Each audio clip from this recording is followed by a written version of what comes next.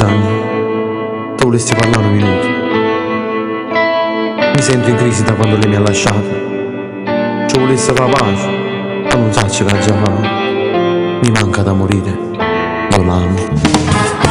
Siente-me quando si perde la fiducia da moglie e un matrimonio per